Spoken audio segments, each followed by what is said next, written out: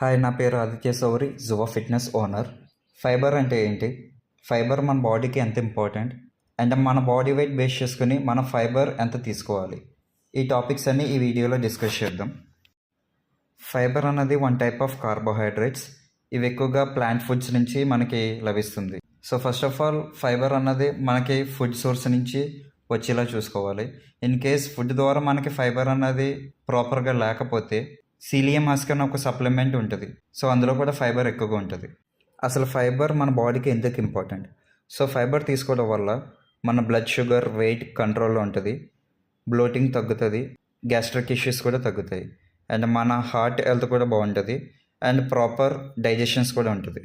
మనకి ఫైబర్ అన్నది ఓట్స్ నుంచి, వెజిటేబుల్స్ నుంచి, fruit like Apple, Goa, chia seeds, beans, dolls, grains నుంచి ఫైబర్ ఎక్కువగా మనకు లభిస్తుంది. అసలు మనం ఎంత ఫైబర్ తీసుకోవాలి? ఫర్ ఎగ్జాంపుల్, మన బాడీ వెయిట్ 85 kgs అయితే 85 into 0.35 that equal to 30 grams.